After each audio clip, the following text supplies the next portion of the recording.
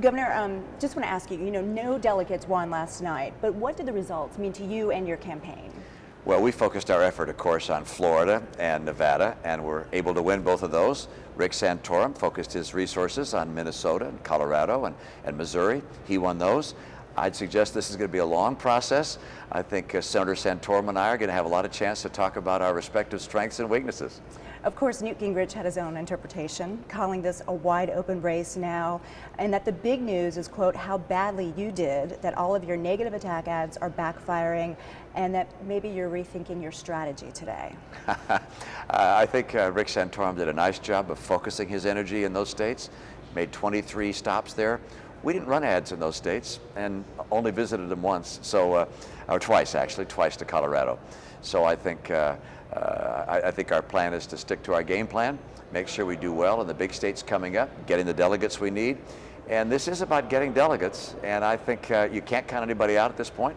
We're going to keep on battling, and I think it was a good night for Rick Santorum, and I've had some good nights in this process so far. I hope I have many more. So will you focus now on Rick Santorum, and could we possibly see some attack ads against Santorum now coming out? Well, there were a lot of attacks that came my way, and so other people in the race were pretty brutal going after me, and in many respects going after me in ways I didn't think were right. We obviously are not going to sit back and not return fire, but frankly, this is a choice the American people have, which is, do they want to have someone who has spent their life in Washington, who has presided over spending and earmarks and debt in Washington, or do they want to have someone from outside Washington go there and fix the place?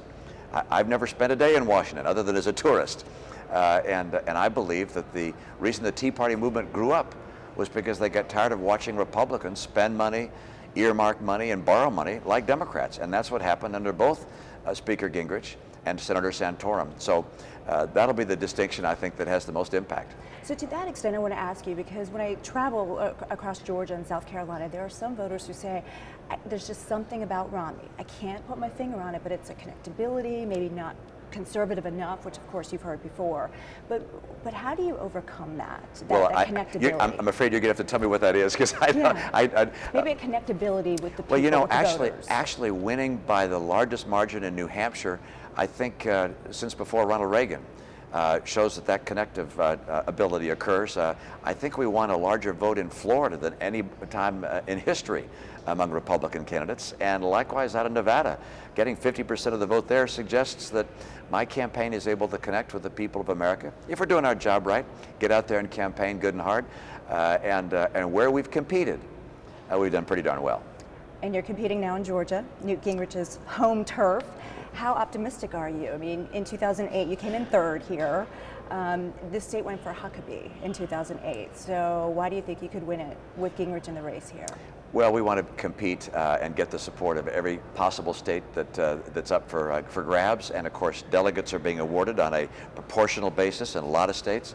So we want to get as many delegates as we can. Hopefully, we'd like to win here in Georgia. I'm not making any predictions at this point, but we're going to do our very best to have people recognize that if they want to see change in Washington from people who've gone there before and spent money and earmarked and borrowed before, and instead get someone who has balanced the budget every time I was in office, balanced the budget all 4 years, put in place a rainy day fund of over $2 billion, cut taxes 19 times. That kind of conservatism, I think, is what America's looking for. I want to ask you about this current issue about religion playing out right now in Obama's health care policy with the Catholic charities and institutions. Is this bigger than just the Catholic religion? I mean, is he picking a fight that's bigger than just one sect? I think President Obama is pushing a secular agenda. It's an attack on religion. We've seen it time and again. The Supreme Court reversed one of his efforts to try and influence religion. 9-0 was their vote. And the most recent attack on the Catholic Church, saying that they have to provide conception devices and morning after pills to their employees, that is something which I think is unacceptable. The American people recognize this as an attack on religion. It has to end, and it will if I'm president. And how do you see it playing out in a state like Georgia, Bible Belt? Well, I think people in Georgia recognize that an attack on one religion is an attack on all religions.